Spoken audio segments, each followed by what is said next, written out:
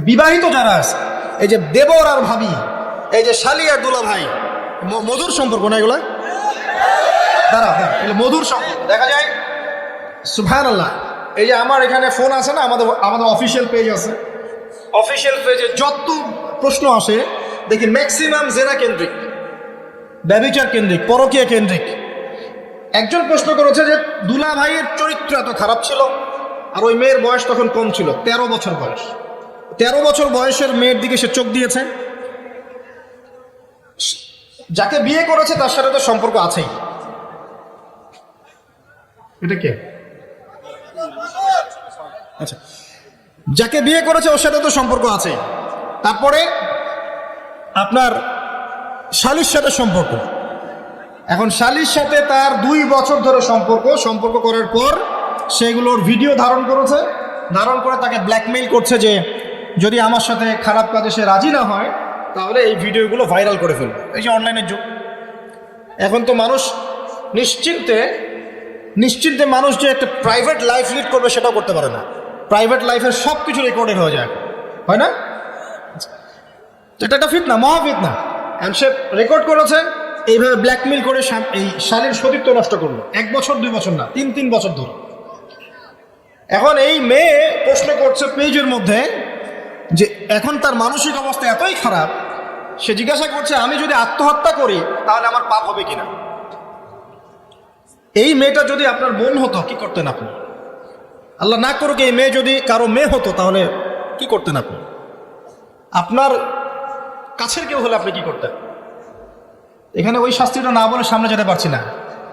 শোনেন, যারা বিবাহিত ব্যক্তি হওয়ার পরেও পরকীয়া করেছেন, বিবাহ করার পরেও পরকীয়ার পাপে লিপ্ত ছিলেন বা এখনো আছেন, জেনে হোক না জেনে হোক করেছেন, অথবা এটা জেনে করেছেন যেটা একটা খারাপ কাজ তারপরেও করেছেন, রাসূলুল্লাহ সাল্লাল্লাহু আলাইহি ওয়াসাল্লামের হাদিস এবং আল্লাহ পাকের কালাম অনুযায়ী তাদের শাস্তি হচ্ছে কোমর পর্যন্ত মাটিতে পুঁতে ফেলে পাথর নিক্ষেপ করে রজম করে হত্যা করা।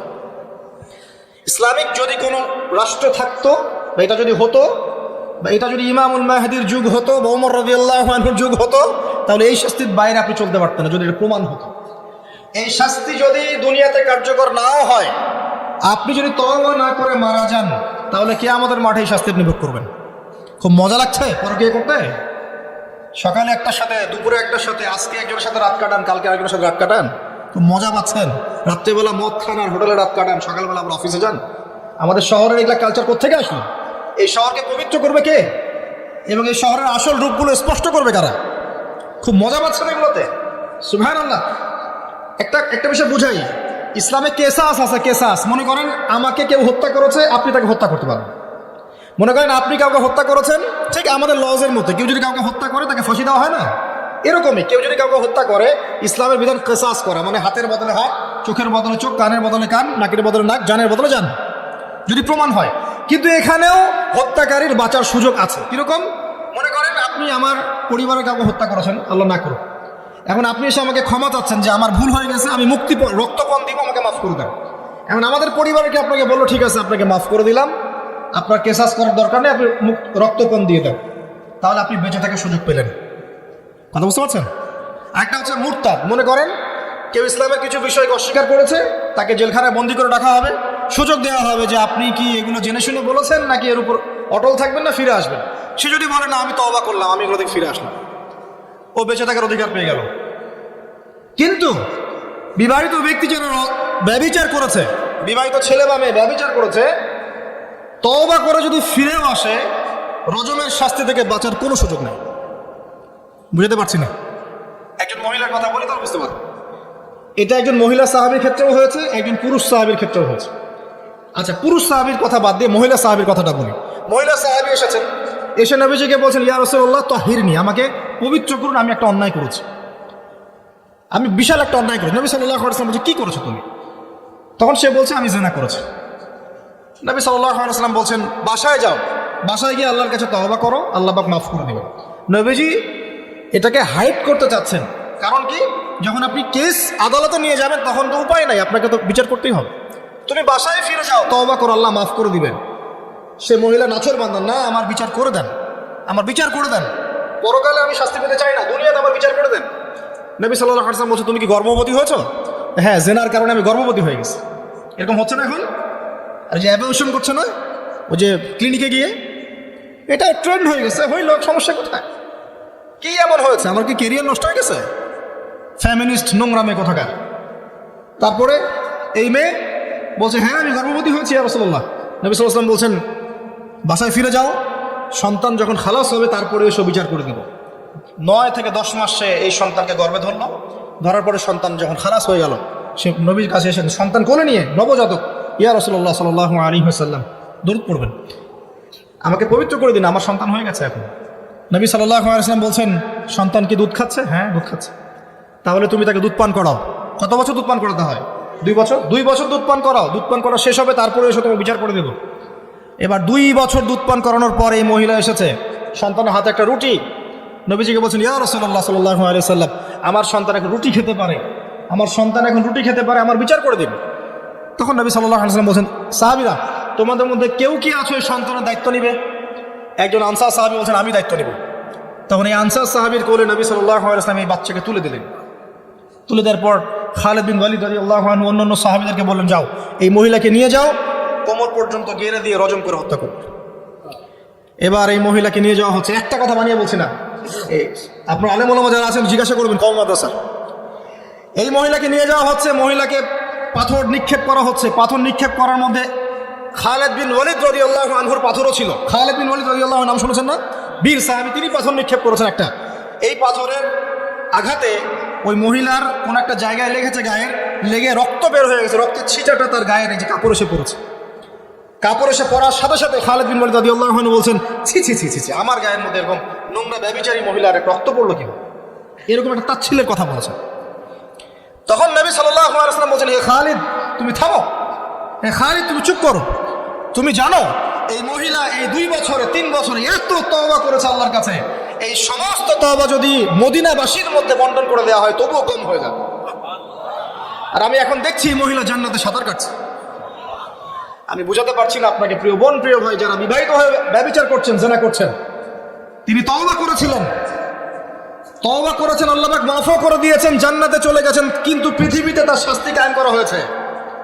বিবাহিত ব্যক্তি ব্যভিচার করে ফেললে তার পৃথিবীতে বেঁচে থাকার অধিকার সে হারিয়ে ফেলে। আর এই পাপটাকে আমার সমাজে এত সহজ বানিয়ে দেওয়া হয়েছে, যে যার সাথে ইচ্ছা পরকীয়া করতে পারে। মেয়েও করছে, ভাবিও করছে, শালিও করে, দুলাভাইও করে, সবাই আমরা পরকীয়া করতে যাচ্ছি। পরকীয়ার সয়লাভ বন্ধ করতে হবে, পরিবারে পর্দা কায়েম করতে হবে, অপসংস্কৃতি ঠেকিয়ে দেন, এগুলা চ্যানেলগুলো বন্ধ করে ফেলেন বাসা থেকে। ইসলামিক সমাজ কায়েম না করতে পারলে আমাদের মা বোনরা সব নষ্ট হয়ে যাবে দিন দিন। আর পরিবারের ইজ্জত যখন চলে যায় কোনো কিছুর বিনিময়টাকে ফিরে পাওয়া যাবে না।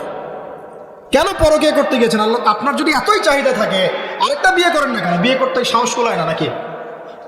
বিয়ে করলে যে স্ত্রীকে নিয়ে সূর্যের আলোতে ঘুরতে হয়, ওই জন্য ইঁদুরের মতো রাতের বেলা অন্ধকারে আপনি থাকতে চান, সিংহের মতো সকালবেলা সূর্যের আলোতে স্নান করতে পারেন।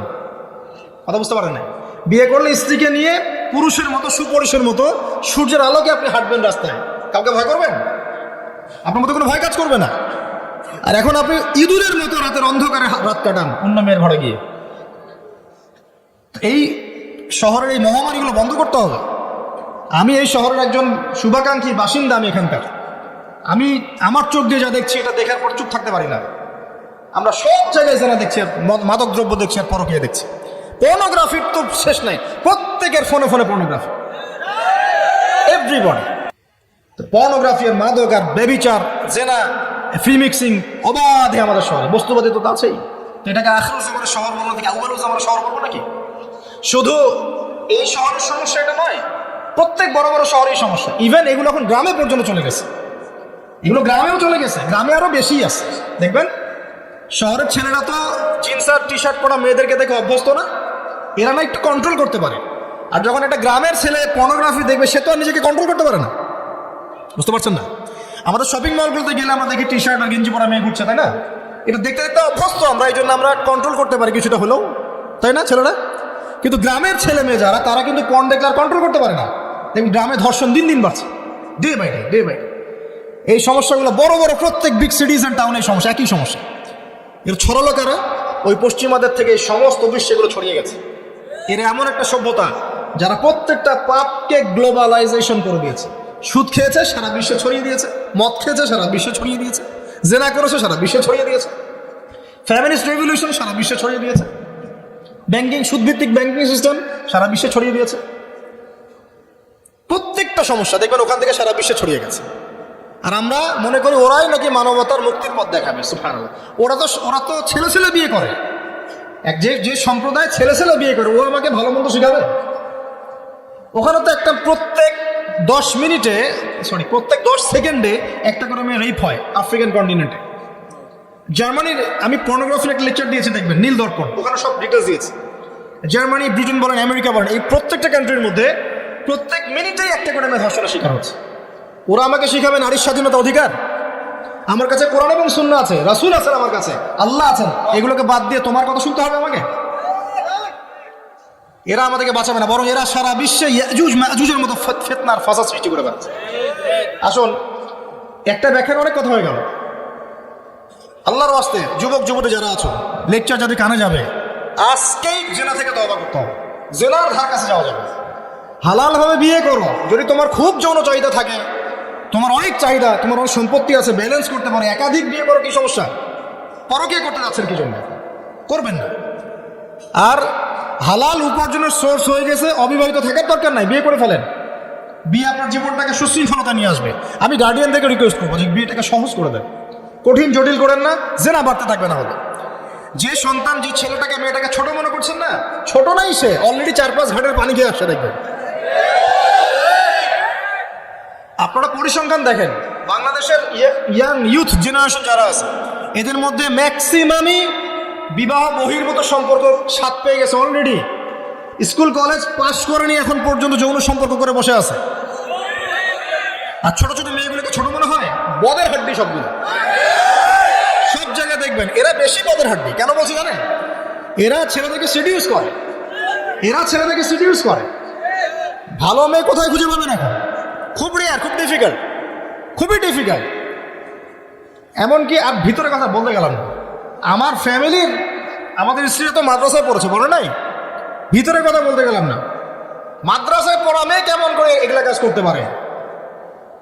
অতএব বিয়েটাকে সহজ করেন, জেনাটাকে বন্ধ করেন, পরকীয়া রাস্তা বন্ধ করেন।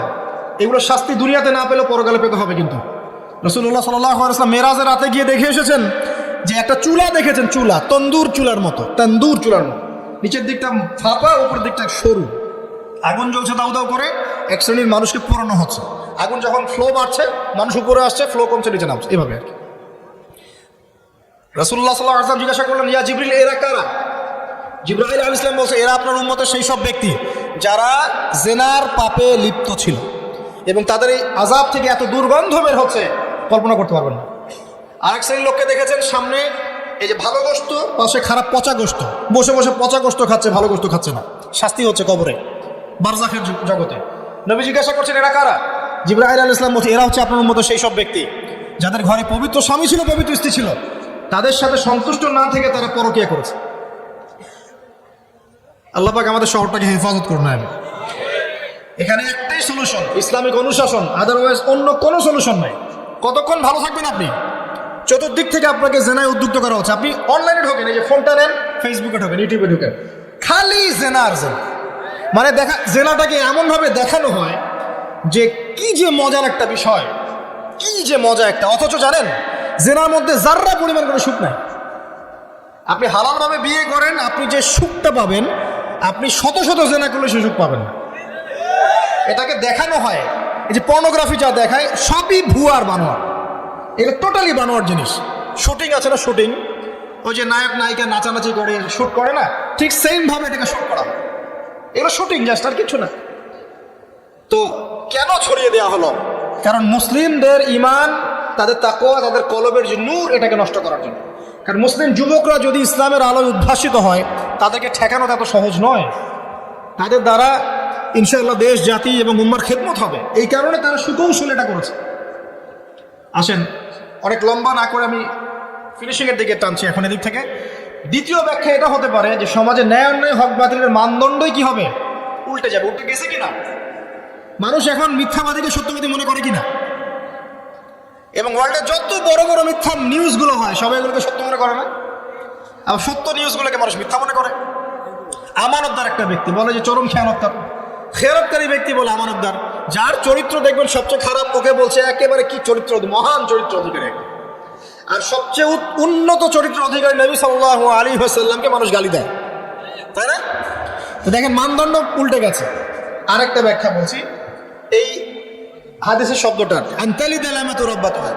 হ্যাঁ, সত্যি সত্যি দাসী মনিবকে জন্ম দিতে পারে, এটা বোঝার জন্য এই যুগটাই সবচেয়ে উৎকৃষ্ট। কিভাবে জন্ম দিতে পারে দেখুন, একটু মনোযোগ দেন। ফ্যামিলিস্ট রেভলিউশনের কারণে বহু মেয়ে বাইরের সভ্যতা, যারা এইসব কান্ট্রিতে না, বাইরের কান্ট্রিগুলোতে বাচ্চা কাচ্চা নেওয়ার সময় পায় না। ফ্যামিলিস্ট রেভলিউশনের কারণে বহু মেয়ে বাচ্চা কাচ্চা নেওয়ার সময় পায় না। বাচ্চা নিবে কিভাবে? এখন সন্তান তো দরকার।